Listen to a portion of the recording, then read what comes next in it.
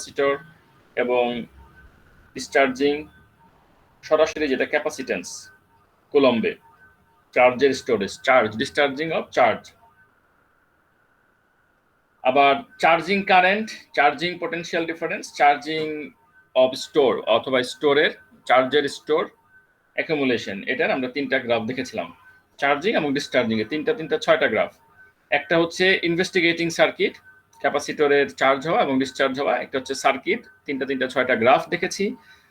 এছাড়া time কনস্ট্যান্টের definition ছাড়াও দেখেছি যে কিভাবে ক্যাপাসিটরের এই যে চার্জ হয় ক্যাপাসিটর, আমরা ক্যাপাসিটর যখন ডিসচার্জ হয় একটা ল্যাম্প জ্বলে ওঠে, যখন ডিসচার্জিং হয় ডিসচার্জিং সার্কিটে একটা ল্যাম্প জ্বলে, কিভাবে এই ল্যাম্পটা বেশি সময় ধরে জ্বলবে, how could we make the lamp light up for লঙ্গার, হ্যাঁ, ফর এ গিভেন সাপ্লাই। এটা দেখেছি যে এটা যে একটা ক্যাপাসিটর যদি বেশি পরিমাণে চার্জ স্টোর করতে পারে তাহলে এইটা তোমার বেশি চার্জ ধরবে, সেই বেশি চার্জ যখন ডিসচার্জ হবে তাহলে সাধারণভাবেই বলা চলে যে লাইটটা ল্যাম্পটা লং টাইম ধরে জ্বলবে।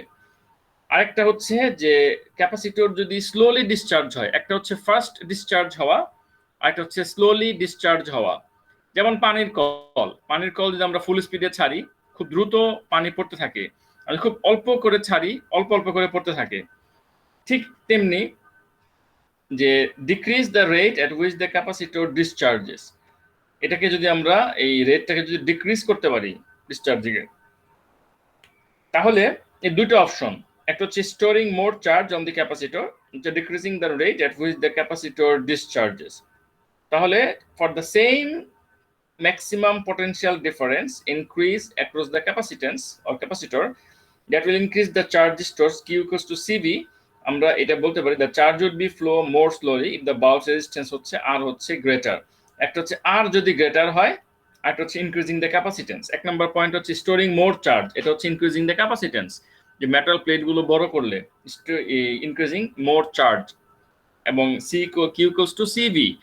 সো C এর ভ্যালু যদি বাড়ে তাহলে আলটিমেটলি কিন্তু এখানে স্টোর চার্জ স্টোর কিউ এর ভ্যালু বাড়বে। আর আরেকটা পয়েন্ট ছিল decreasing the rate at which the capacitor discharge, এটা হচ্ছে যে আমরা যদি রেজিস্ট্যান্সটাকে বড় করি তাহলে এই রেটটা ডিক্রিজ হয়ে যাবে, এত ফ্লো এত ফাস্ট হবে না, তো ডিক্রিজ করবে রেটটা, তখন ধীরে ধীরে চার্জ যাবে, তখনও লং টাইম ধরে জ্বলবে। তো এটা একটা বেসিক আইডিয়া ছিল গত ক্লাসের। আর তার আগের ক্লাসে আমরা দেখেছি, মানে গত ক্লাসের আগের ক্লাসে দেখেছি ক্যাপাসিটরের যে বেসিক স্টোরিং চার্জ ক্যাপাসিটরকে কাজ করে, ক্যাপাসিটেন্স ইউনিট হচ্ছে farad, capacitance equals to charge stored divided by potential difference across capacitor. এছাড়া দেখেছি capacity energy, stored energy equals to half QV, stored energy equals to half CV square. এই জাতীয় কিছু basic জিনিস আমরা দেখেছি। আজকে আমরা দেখব যে এই যে ডিসচার্জিং হয় ক্যাপাসিটরের অ্যাক্রসে, এটার কিছু ম্যাথমেটিক্যাল ফর্মুলা আছে, তোমরা আমার সাথে আন্ডারলাইন করবে, ঠিক আছে? প্রথমে দেখো, the charging and discharging of capacitor follows curving graphs in which the current is constantly changing। মানে এটা তুমি যদি দেখো যে চার্জিং বলো আর ডিসচার্জিং বলো, it is changing, it follows that the rate of change of charge and the potential difference are also constantly changing। বিশেষ করে এটা খুব মানে ক্লিয়ারলি ভিজিবল ডিসচার্জিং গ্রাফে, একদম পরিষ্কার। This graphs are known as exponential curves. এই যে চার্জিং এর এবং ডিসচার্জিং এর গ্রাফ, এই এক চার্জিং এর, বিশেষ করে আমি যদি ডিসচার্জিং এরটা দেখাই, একটা দেখাইলে আরেকটা চলে আসবে অটোমেটিক্যালি, এটা হচ্ছে ডিসচার্জিং এর এই যে গ্রাফ, এই ধরনের গ্রাফকে বলা হয় এক্সপোনেনশিয়াল গ্রাফ। তোমরা যারা ম্যাথ করছো তারা অবশ্যই এই ধরনের গ্রাফের সাথে তোমাদের পরিচয় আছে, তো নতুন করে পরিচয় করানোর কিছু নাই, এখানে কিছু ম্যাথমেটিক্স থেকে কিছু ইনফরমেশন আসছে। আমি ম্যাথমেটিক্স এর সাবজেক্টের ভিতরে ঢুকে যাব না, আমি খালি বলে যাব যে এটা হচ্ছে অপারেটর, কি এই জাস্ট নাম বলে যাব। The shapes can be produced by plotting mathematical formula which have power functions in them। এই শেপটা কিন্তু আসবে ম্যাথমেটিক্যাল পাওয়ার ফাংশন দিয়ে, এই শেপটা আসবে। In the case of discharging a capacitor C through a resistor R, the function that describes the charge remaining on the capacitor Q at a time t is Q equals to Q naught e to the power minus t divided by RC। এটা একটু underline করতে হবে, important জিনিস।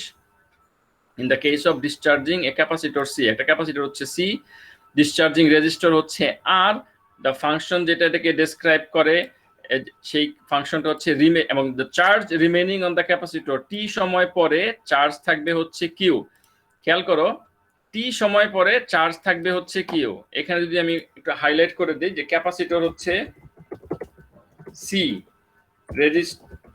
Resistor হচ্ছে প্রত্যেকের আলাদা আলাদা value আছে, আর টাইম হচ্ছে কত সময় পরে, টি সময় পরে, এবং টি সময় পরে চার্জ কতটুকু, চার্জ আফটার টি সময় পরে চার্জ হচ্ছে কিউ। তাহলে সায়েন্টিস্টরা আমাদেরকে একটা ইকুয়েশন ডেভেলপ করে দিয়েছে, দেখো সেই ইকুয়েশনটা হচ্ছে Q equals to Q naught e based minus T by R C. এর বক্সে আটকাও।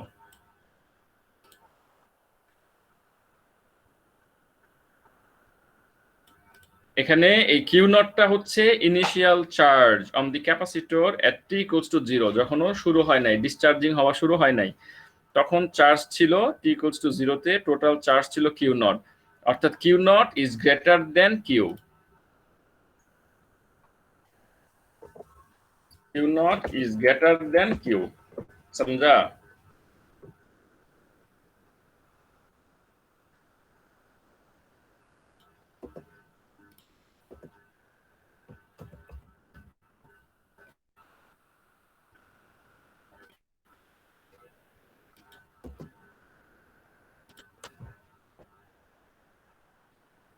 কিউ নট হচ্ছে ইনিশিয়াল চার্জ, আর কিউ হচ্ছে যে after a particular time period called T remaining charge.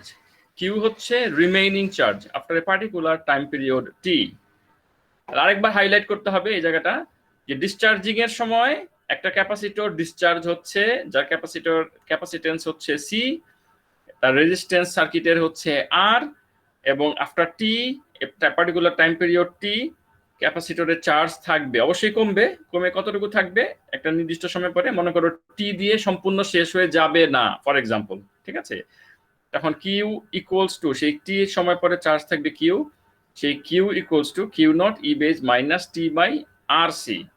এরকম একটা ইকুয়েশন তারা ডেভেলপ করেছে। ই হচ্ছে একটা অপারেটর, এখানে লিখেছে ই হচ্ছে একটা ম্যাথমেটিক্যাল অপারেটর। আসলে ই এমন একটা ম্যাথমেটিক্যাল অপারেটর যেটা দিয়ে এক্সপোনেনশিয়াল ডেটাকে প্রেজেন্ট করা হয় সায়েন্সে। এক্সপোনেনশিয়াল, তোমরা যারা ইঞ্জিনিয়ারিং পড়বে দেখবে যে ই এর কত ব্যবহার। যে ই হচ্ছে এমন একটা ম্যাথমেটিক্যাল অপারেটর, ই লিখে রাখো আমার সাথে এখানে, e is a mathematical operator which is used to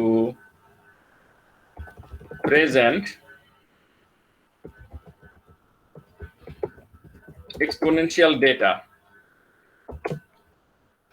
ঠিক আছে, এক্সপোনেনশিয়াল ডেটা প্রেজেন্ট করার জন্য ই ব্যবহার করা হয়।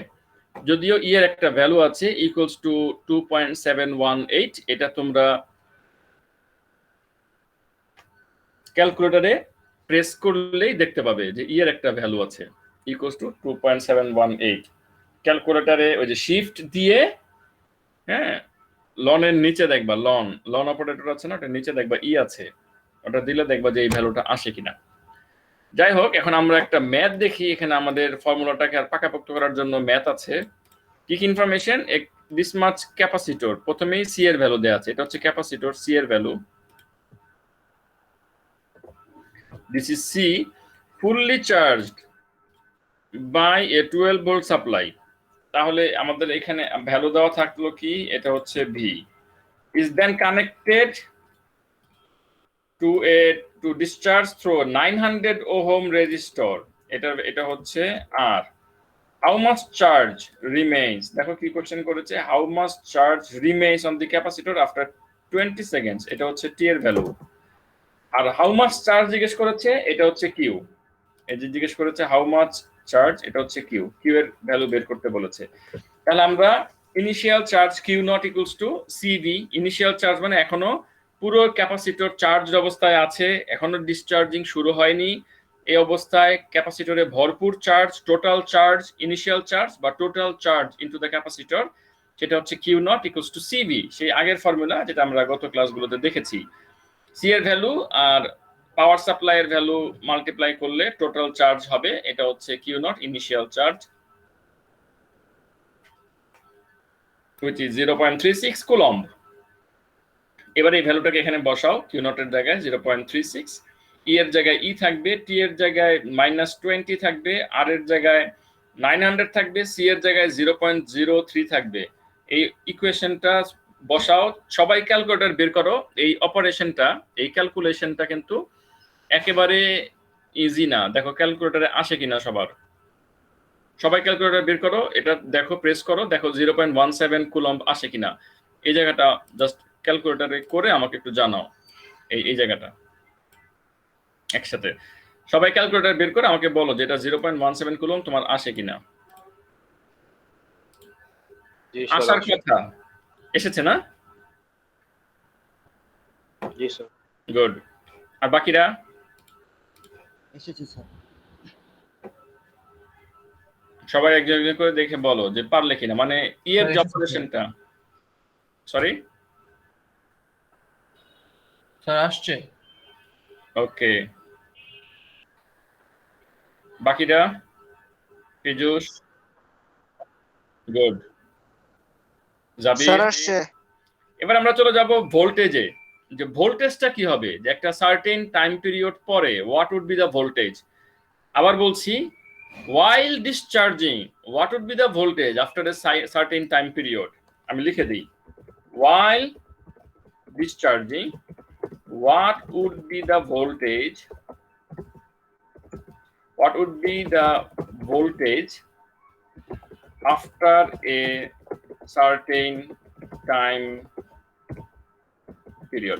এটা হচ্ছে voltage. What will the voltage বলতে পারো, what would be the potential difference across the capacitor বলতে পারো, একই কথা তাই না? যেটাই ভোল্টেজ সেটাই পোটেনশিয়াল ডিফারেন্স, তোমরা জানো একই কথা। যাকে পোটেনশিয়াল ডিফারেন্স এক ধরনের ভোল্টেজ, সাপ্লাই ভোল্টেজ এক ধরনের ভোল্টেজ, পোটেনশিয়াল ডিফারেন্স এক ধরনের ভোল্টেজ, তারপরে ভোল্টেজ যেটা ড্রপ হয় সেটা এক ধরনের ভোল্টেজ, ইএমএফ এক ধরনের ভোল্টেজ, সবই ভোল্টেজ, এক একটা এক এক রকমের ভোল্টেজ, ঠিক আছে না?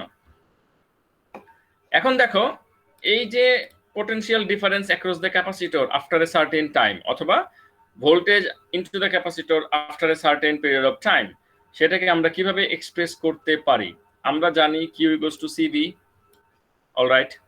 আমরা জানি Q equals to Q naught e base minus T by R C after a certain time period T, এবং কিউ ইকুয়ালস টু সিভি জানি। তাহলে কিউ ইকুয়ালস টু যদি সিভি হয়, Q naught equals to কি হবে? Q naught equals to C V naught. V naught is the voltage after a certain time period T. All right. So expression টা কি হবে? V naught আমি লিখে দিই। V naught is the voltage after a certain time T. তাহলে আমাদের ইকুয়েশনটা, আর V হচ্ছে total power supply, অথবা total voltage across the capacitor when capacitor is fully charged। V হচ্ছে voltage into the capacitor when the capacitor is fully charged। V naught সেটা হচ্ছে V naught initially, আর V হচ্ছে যে voltage across the capacitor after a certain time। একটু correction হবে, খেয়াল করো যে V is the voltage, এই V is the voltage after a certain time, এবং V naught is the voltage which is initially V naught। কারণ খেয়াল করো যে আমাদের এখানে আমরা ইনিশিয়ালি ধরেছিলাম, এখানে কোনটা, এই যে কিউ নট ধরেছিলাম initially, initial charge. Initial charge Q naught মানে যখনও শুরু হয় না ডিসচার্জ হওয়া, তাহলে ভি নট হবে এখানে, ঠিক আছে? আমরা এগুলো দেখে দেখে মিলিয়ে মিলিয়ে ধরবো যেভাবে আছে। ভি নট হচ্ছে, ভি নট ইজ দ্য